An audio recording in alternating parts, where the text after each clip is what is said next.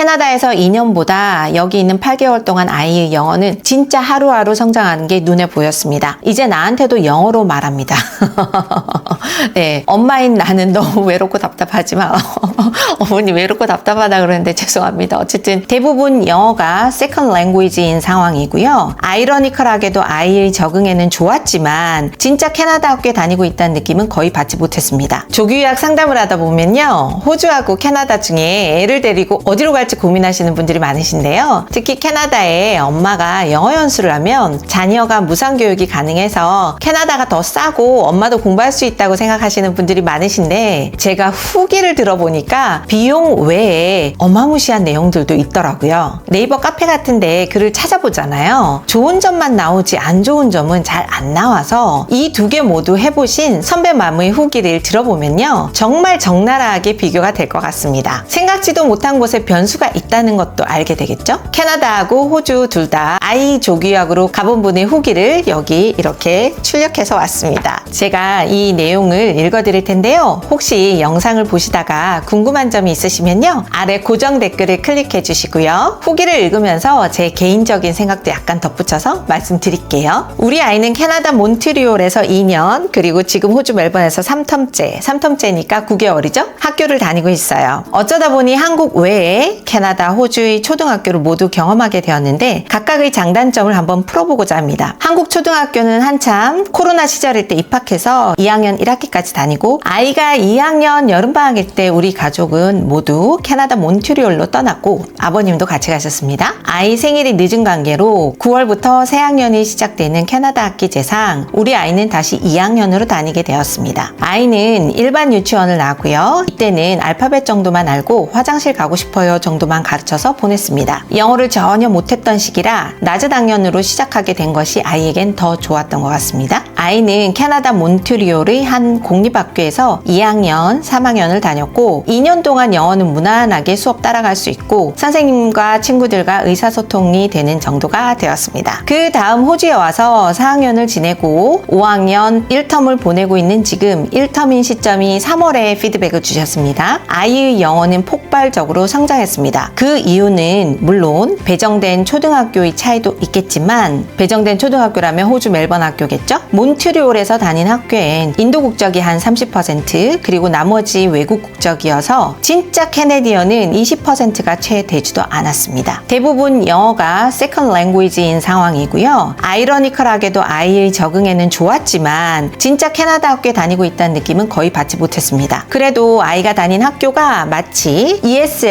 ESL이면 영어 센터처럼 매일 수준별 영어 수업이 정규 과정이어서 덕을 많이 본 것 같습니다. 여기서 제가 살짝만 덧붙이자면요, 호주 ESL은요 보통 있는 학교가 있고 없는 학교가 있는데요, ESL 수업을 받는 거는 담임 선생님이 이 학생이 입학하고 나서 영어가 좀 부족하다 싶으시면요, ESL 선생님한테 영어 수업을 일주일에 한 2-3시간 갔다 오라고 보내거든요. 이건 수업 중에 이 학생만 빠져나가는 거고요. 호주는 이렇습니다. ESL이 없는 학교는 있잖아요. 보통 로컬 애들이랑 모든 수업을 똑같이 합니다. 왜냐면요, 호주는 초등학교는 영어 수업을 따로 하지 않아도 학교 정규 과정을 따라갈 수 있다라고 생각을 하거든요. 그리고 인도 사람 적은 곳을 찾은 게 30%라고 하더라고요. 제가 오늘 영상이 호주하고 캐나다를 비교하는 영상이다 보니까 호주 초등학교에 인도 사람이 얼마나 있는지 말씀을 드리면, 인도 사람이 많은 데는 탑 학교들만 주로 많다라고 볼 수가 있습니다. 다시 어머니 후기로 가볼게요. 하지만 이곳 호주 멜번에서는 운이 좋게도 아이가 다니는 학교에 한국인은 우리 아이뿐입니다. 학교 전체적으로 아시안도 거의 없습니다. 엄마인 나는 너무 외롭고 답답하지만 어머니 외롭고 답답하다 그러는데 죄송합니다. 어쨌든 영어하러 갔으니까 외롭고 답답해도 거기가 좋은 거죠. 어느 정도 영어가 되는 우리 아이에겐 최상의 컨디션입니다. 캐나다에서 2년보다 여기 있는 8개월 동안 아이의 영어는 한국말을 엄마인 나랑만 할 수 있으니 이제 나한테도 영어로 말합니다.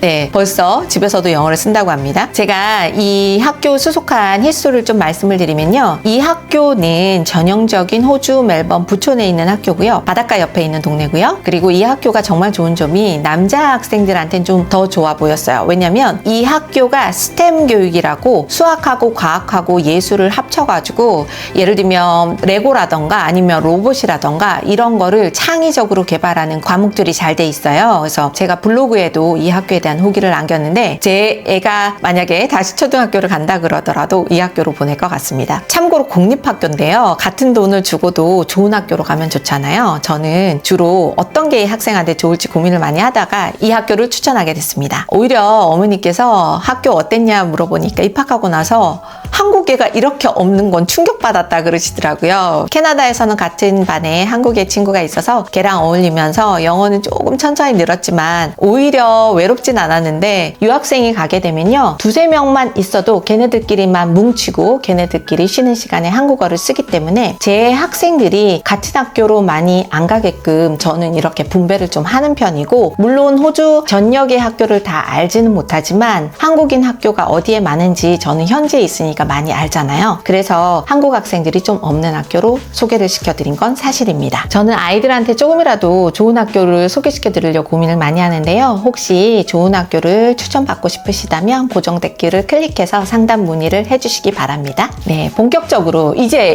후기가 본격적으로 장단점이 나옵니다. 카테고리를 먼저 말씀을 드리면요. 첫 번째는 학생하고 선생님 비율이고요. 두 번째는 전반적인 학교 분위기, 세 번째는 학교 커리큘럼하고 액티비티, 유학생 비율, 그 다음에 기타 환경에 대해서 피드백을 주셨어요. 오늘 정말 호주하고 캐나다 유학을 준비하시는 분들은 다른 카페 글 볼 필요가 없을 것 같아요. 이 어머니가 너무너무 자세하게 써주셨고 너무너무 객관적으로 써주셨어요. 호주가 다 좋다도 절대 아닙니다, 여러분. 끝까지 들어주세요. 자, 첫 번째 학생하고 선생님 비율입니다. 몬트리올은 한 반에 학생이 20명, 담임교사 1명, 보조교사 1명이 붙는데요. 그리고 ESL 같은 수업에도 우리 아이를 담당하는 담임교사 1명하고 보조교사 1명이 있었죠. 즉 아이와 매일 밀접하게 붙어있는 교사가 4명인 거죠. 학부모 상담도 4명하고 하고요. 멜번은 한 반에 학생이 25명 내외고요. 담임교사가 1명인데 전반적인 학교 분위기가 있는데요. 몬트리올은 기본적으로 스쿨버스가 다니기 때문에 엄마인 내가 학교에 직접 가는 경우가 드뭅니다. 학부모 상담 때 한번 가봤는데 그리고 학교 내부로 들어가려면 벨을 눌러서 이유를 말해야 문이 열립니다. 이마저도 나는 로비까지만 갈 수 있고 아이는 선생님이 따로 불러와 준다고 합니다. 아이들의 안전을 위해서 철저하게 출입이 통제 관리되는 분위기입니다. 멜번은요 부모가 직접 등하교를 시켜주기 때문에 매일 학교에 갑니다. 갈 수밖에 없어요. 왜냐하면 셔틀버스가 없으니까. 학교의 문은 늘 열려 있는 것 같았고 심지어 등하교 때 아이 교실도 휘리릭 둘러볼 수 있는 분위기입니다. 담임 선생님과 매일 만날 수밖에 없기에 좀 더 자유롭고 편하게 상담을 할 수 있어요. 선생님과 쉽게 의사소통할 수 있는 환경입니다. 덤으로 학부모님과도 활발하게 소통할 수밖에 없는 환경인데요. 이게 가장 큰 차이였습니다. 참고로 이 학생은요 학교에서 농구팀 선수로 활동을 하는데요. 매일 엄마들하고 인사를 해야 되고 얘기도 해야 된다고 합니다. 어머님께서 호주에 와서 영어가 정말 많이 늘었을 것 같은데요.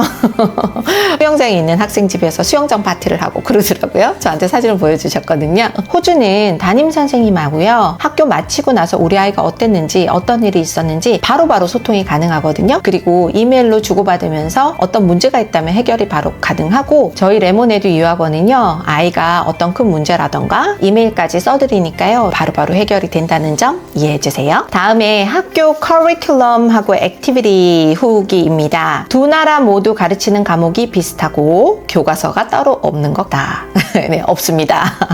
그리고 큰 차이가 있는데요. 외부 행사하고 다양한 액티비티인데요. 캐나다 몬트리올은 우리 아이의 학교가 특히 액티비티가 적은 학교였다고 합니다. 필드 트립이 이게 소풍, 호주에서는 익스커전이라고 하는데 연 2회 2번 정도 그리고 어떤 데이 무슨 데이 이런 거 있죠? 연 4, 5회 정도인데 알게 모르게 액티비티를 했겠지만 아이들끼리만 하는 부모가 초대되지 않는 그런 환경이라고 합니다. 반면 멜번은 처음엔 너무 적응이 안 되었다고 합니다. 하루 걸러 행사하는 느낌이고요. 그리고 부모가 계속 학교에 찾아가게 만드는 다양한 액티비티가 있습니다. 어쨌든 아이는 너무 즐거웠고 먹고 행복해 한다고 합니다. 이거면 된 거겠지?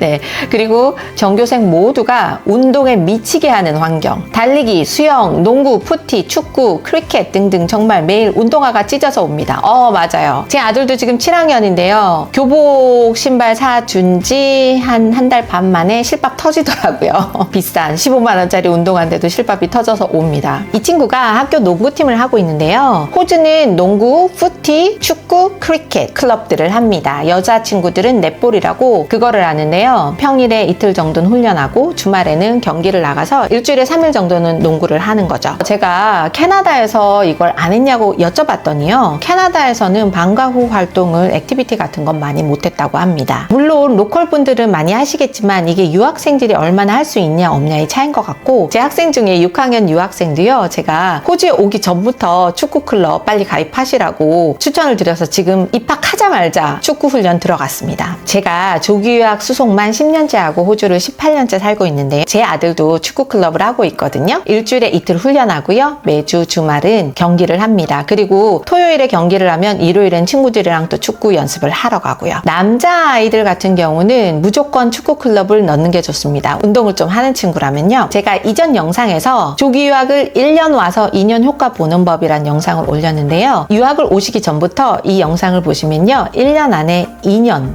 유학한 것 같은 효과를 보실 수 있으실 겁니다. 다음에 네 번째, 유학생 비율입니다. 앞서 얘기했지만 몬트리올에서는 캐네디언 친구를 찾기 힘들었고 멜번은 학교별 유학생 쿼터도 있어서 아이 거의 모든 친구들은 호주 친구들이라고 합니다. 아이가 영어를 어느 정도 한다면 멜번처럼 한국인 유학생이 별로 없는 백인 비율이 많은 학교로 가는 게 좋을 것 같다고 합니다. 우리 아이에겐 너무나 운이 좋게 각각 최적의 환경이었다고 합니다. 제가 이 부분에서 좀 충격을 받은 게요. 사실 저는 호주만 수속을 하다 보니까 동네마다 다르겠지만 인도 사람이 정말 많다고 해요. 캐네디언 친구가 생각보다 없어서 많이 놀래긴 했어요. 그리고 다섯 번째, 기타 환경에 대한 후기를 주셨습니다. 몬트리올은 아이에게 무상으로 제공되는 것들이 많았습니다. 예를 들면 유학생이어도 아이에게 메디케어 보험이 무료로 제공되었고요. 네, 호주는 무료가 아닙니다. 1년에 150만 원 정도 보험료를 써야 됩니다. 그리고 대중교통은 보호자가 함께 동반 시 다 무료였습니다. 대중교통 호주는 유료입니다. 수영장, 스케이트장 등 무료로 즐길 수 있는 시설이 많았습니다. 캐나다는 유학생들이 기타 환경이 조금 더 저렴한 것 같습니다. 멜번에서는 모든 게 다 돈이었다고 합니다.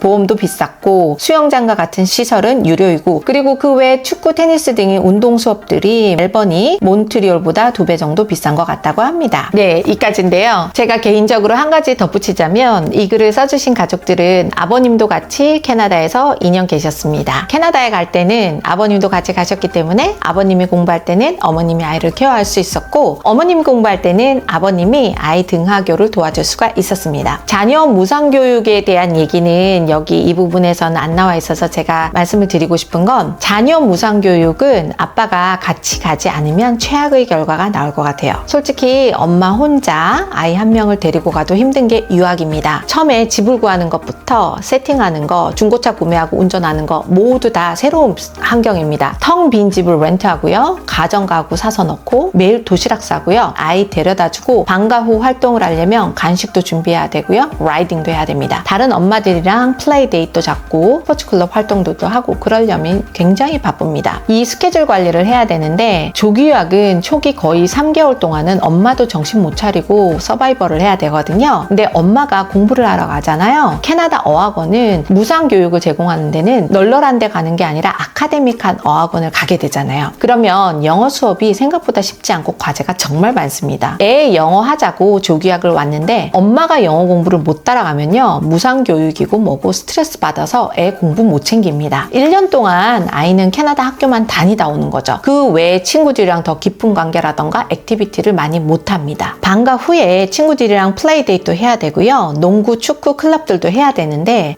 아무것도 못 해요. 좋은 추억도 못 쌓고요. 학교만 다니다 오게 되죠. 엄마가 매일매일 영어 공부하고 집에 들어오면요, 지쳐서 체력이 안 되는데 애 밥 주고 설거지하고 애 공부를 봐주기는커녕 화만 내다 1년이 지나가 버릴 수도 있어요. 그리고 엄마 과제도 다 못할 수도 있겠죠. 정말 엄청난 스트레스가 됩니다. 무상교육은요, 양육을 같이 해줄 아빠나 엄마가 있을 때만 선택하시는 게 좋지 않을까 싶습니다. 캐나다 무상교육하고 호주 유상교육 차이를 보자면 아무래도 캐나다는 인도 사람들이 좀 많다는 점을 기본적으로 고려해야 되고요. 아빠가 같이 가면 캐나다가 좋겠다는 점, 그리고 1년에 아이 한 명당 1,500만 원 정도 되는 학비를 아낄 수는 있어요. 그런데 호주는 1년에 1,500만 원 정도 더 쓰지만 날씨는 호주가 좋죠. 그래서 엄마 혼자 올 때는 호주에 엄마가 가디언 비자, 아이가 학생 비자를 받는 게 더 훨씬 더 나을 것 같습니다. 아이 조기 유학이 목표이기 때문에